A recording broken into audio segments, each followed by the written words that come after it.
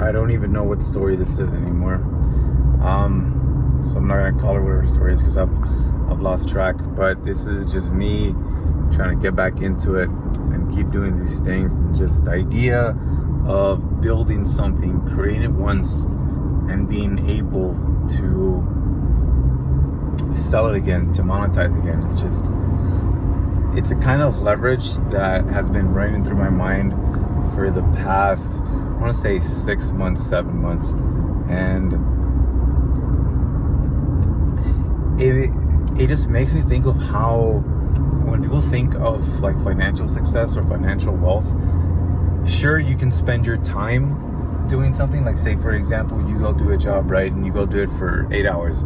Say you get paid $100 per hour, right? That's, for a lot of people, that's really good money. That's $800 you just made for 8 hours of your time. But the one thing you can never buy back, one thing you can never get back, is time. And granted, $800 is a lot of fucking money. I would gladly give up 8 hours, depending on what the job is, right? 8 hours make a quick $800. $800 is a lot of money. For some people it's not, for some people it is. But regardless, it's just finding ways to build something and that be able to make you money. Building a system where that can make you money. I just want to show you all the sunset over here. That can make you money while you're not paying attention to it. You're not giving it time. And I think that is just, I think it's a very powerful idea. And the only tricky part is trying to put this into practice and trying to leverage this, because I don't know how other people feel about this, but some days I feel guilty for sometimes being able to make money passively, doing it that way, where I don't have to consciously pay attention to it. I don't have to put time into it. I can just build a system, and that makes me money. Again, some people can do this through stocks, through dividends. Some people try to do real estate through renting out their houses or Airbnb, set up a system where you got people who help you manage it or whatever it is. The reason I bring this up is because I just did a job out at this fucking giant place. I've been to some pretty nice houses before. Worked with a lot. I mean, you would call them like celebrities. I've been to a couple of their homes and done some work for them. So I've seen some really nice houses. But this one is it's different. It's up in the mountains. Apparently it's 2 or 3 properties on like 10 something acres. It's massive. And the house that I was working at today, I had no idea that there's more to this property. That's how fucking huge it is. Is that you can't even see the houses from one house. It's fucking crazy to think about, and to think about that the owner of this house, he doesn't even live there. He lives out in Huntington Beach, which means he's probably out on the beach surfing all day, and yet he has, I assume it's $1 million property. It could be more. Who knows? It could be a little bit less. Stuff is cheaper out here in the mountains. I just wanted to see what the mountains look like up here, and he just looks like an average dude. There's nothing, like, he doesn't look anything special. I talked to him for a little bit, but I didn't get to really, prod his mind, poke his mind, to figure out how do you do this, man? Because I could be getting paid $1,000 per hour. I still have a cap on the amount of money that I can make, and that's in 24 hours. Granted, some people might try. First thing they usually go is, right, if we sacrifice sleep. Let's say I'll do like 4 hours of sleep, 5 hours of sleep. We're gonna say 4. So that gives me 20 hours of work that day.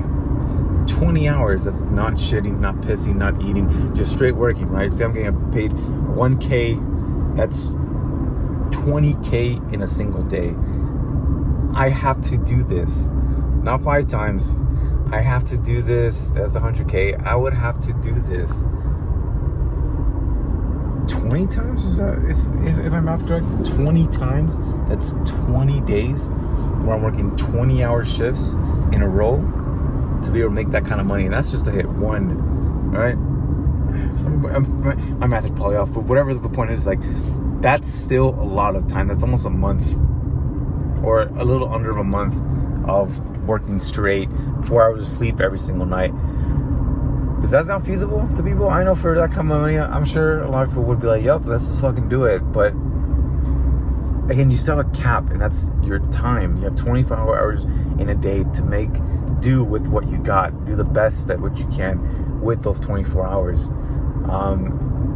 It just made me think, like, man, and this dude's just chilling. He's so relaxed. He's just sitting there hanging out, eating with us, or he was getting some food from us. And no one knew what he did. Nobody. They just know he owns these properties, but no one knows how he made that money. Next time I get a chance, I'm gonna find that out, and this will be part of one of these stories.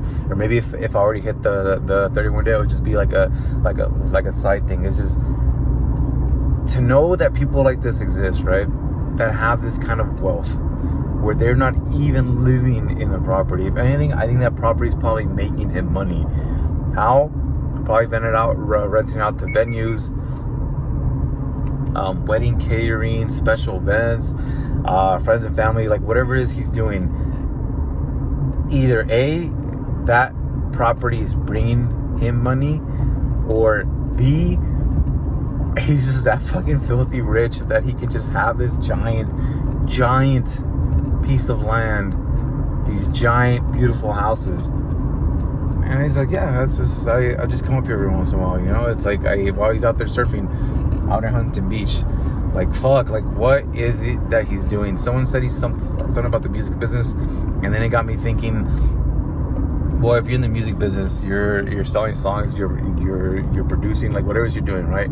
But the thing is, you're creating something once, and that can be sold over and over and over and over and over and over and over again.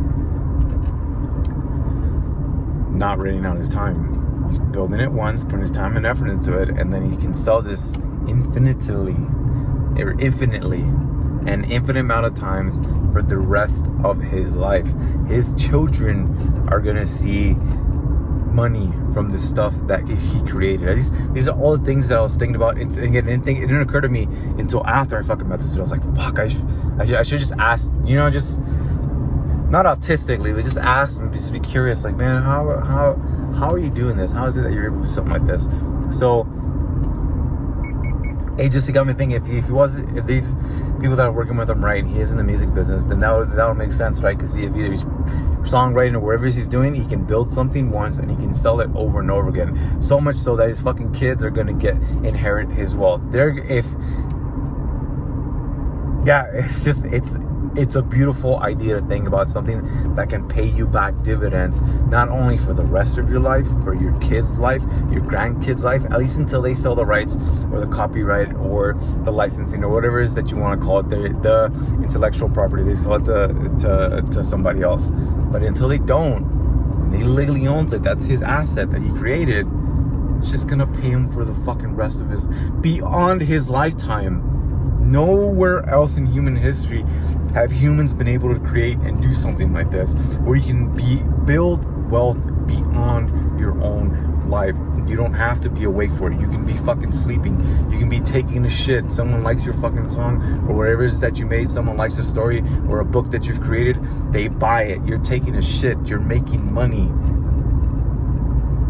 It was mind blowing to think about, man, because I'm looking at this property. Again, we're watching everybody. It was just an event, and I'm thinking, like, is this possible? How the fuck do I go about this? Can I do this through my writing? Is it possible? Yes. Is it probable? I don't know. Because the thing with writing is there's a lot of writers out there, but not a lot of them are successful. And some of the most famous writers didn't actually get successful until after they died or they killed themselves. A lot of writers, for some reason, are prone to suicide. So again, Writing is what my ultimate focus is. That is what I'm trying to get better at, what I'm trying to build. And what I'm trying to build is stories. I want to share stories, not just about myself, but about the people that inspire me, the people that I care about, the people that come in and out of my life. Sometimes some are going to stay in, sometimes they're not. That's okay. But I want to be able to create stories that inspire, that motivate, and that just make you rethink stereotypes. They make you rethink what people are and what they're capable of and what kind of life they live and what they can achieve. And I'm starting, they always say, write what you know, and what I know is myself and the people around me. And the only thing I know about the people around me is what they're willing to share. And what they're willing to share is always limited.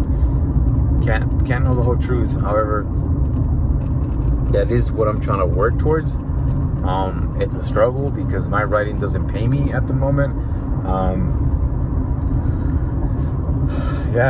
I don't get paid for my writing, so there is other things that I'm doing,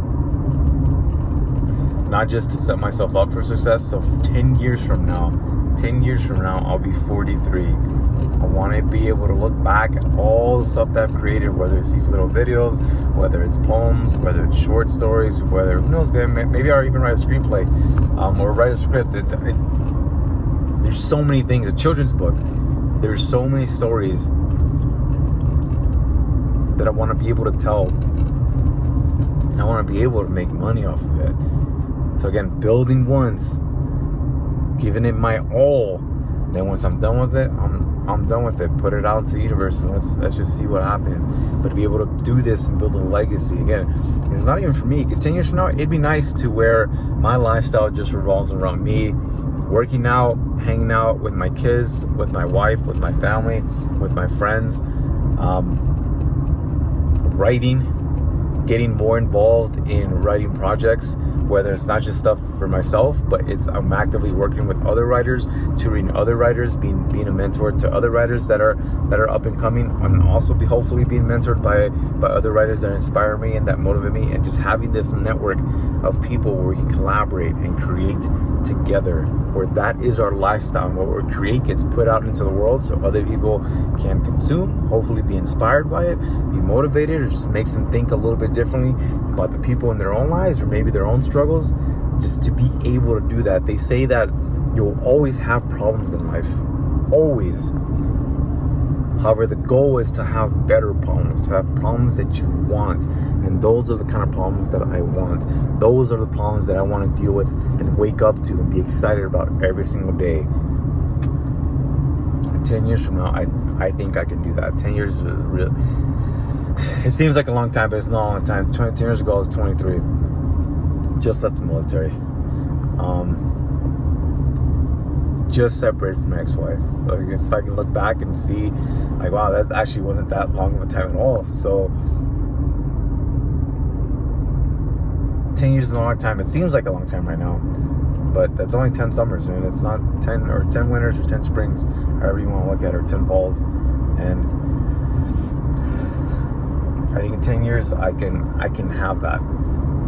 10 years I'll be done with my MFA. Hopefully I'll be doing other things where, again, my lifestyle revolves around those creative writing projects, where it's not just me writing books about my stories, but it's also helping other people get their stuff out into the world, helping kids that grew up like me, kids that didn't grow up like me, and just giving leverage and platform to those underrepresented writers. There's this beautiful TED Talk.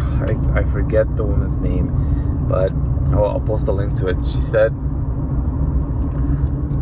one story is not enough or rather, one story leads to stereotypes. And that's not a good thing, because a stereotype is, again, it could be true, but it's just an incomplete picture of the human experience. And because there's so many different kinds of people with so many different kinds of upbringings, with so many different blueprints that they receive from their parents to navigate the world, so many different cultures, so many religious belief systems, all these things give everyone a unique perspective in life that not many people are going to know about or hear about or read about or see about in the movies. So the goal is to empower people, even those that never want to take creative writing and make it the source of their financial lifestyles, but being able just to simply write about themselves, write about the stories and their experiences, or maybe their family's experiences, and be able to do that so that other people can read, and they can maybe, who knows, right? If all you read is one kind of literature about one kind of person, you have a very incomplete picture of the human experience and what human beings are. Because way too often we let labels, we let American, right, your whatever your nationality is, your race, your ethnicity, your political affiliation, we too often let that become the defining identity of a human being. And that's tragic, because that doesn't mean shit. For example, if I told you I'm a Republican, a registered Republican, you already have an idea of what you think I'm supposed to be. And more than likely, you'll be fucking wrong. Or more than likely, you'll be right. Who knows, right? Doesn't matter. The point is that there's multitudes. I mean, what woman said this? I am multitudes. If I I'm gonna butcher it. But if I contain contradictions, or if I contradict myself, then so be it. That's how it is. And I think, again, what she was saying is that one story is not enough. We got to be able to tell our stories. We got to be able to share those stories. And for me, writing is my way of doing that. And writing could hopefully lead to other kinds of projects, other kinds of endeavors, other kinds of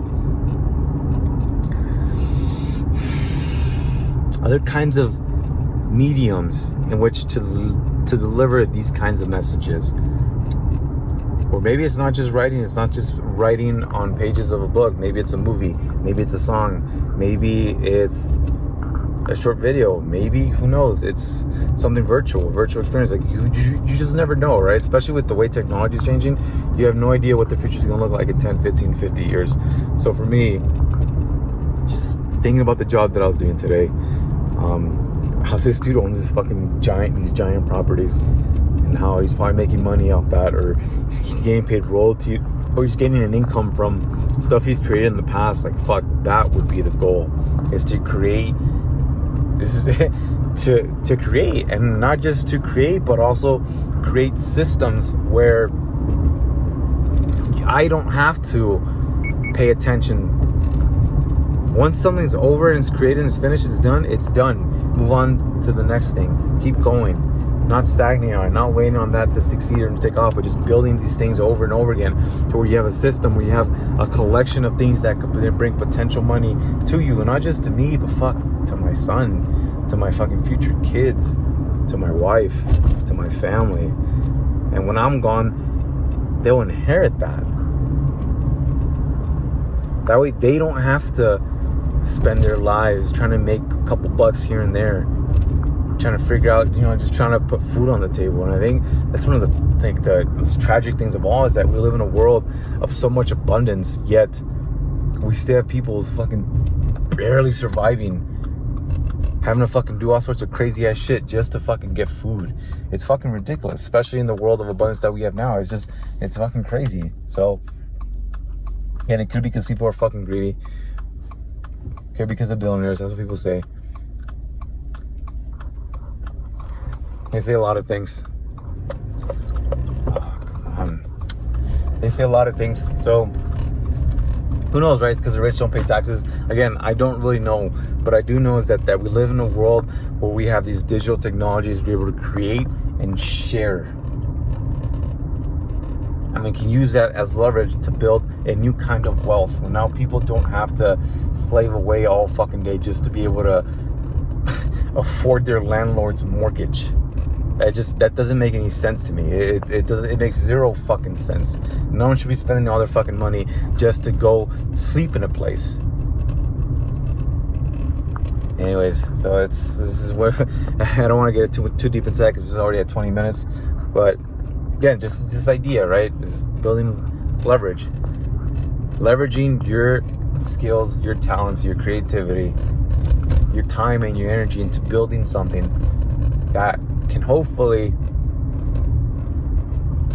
bring you dividends, or divine ends, bring you something in return, and it keeps giving back to you over and over and over again. Having a system of this where you're getting gifts over and over and over again, and we're no longer right in this state of having to wake up, put our time, energy, and effort into a job we don't like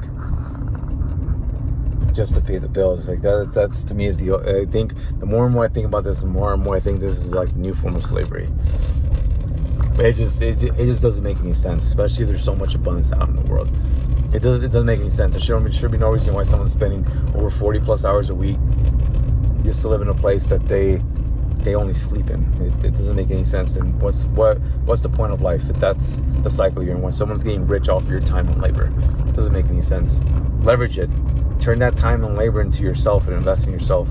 That way, you get rich off your own labor. You get rich off your own time. That way, if you decide you want to keep doing it, cool, you keep doing it. But you're not doing it out of necessity. You're not doing it because you have to. To some boss or employer that doesn't give a shit about you, more likely will replace you. They can find someone to do it cheaper. Anyways, thanks for listening. I know it's a fucking dark ass video. I'm not going to see anything. But day, whatever it is, love your life. Peace.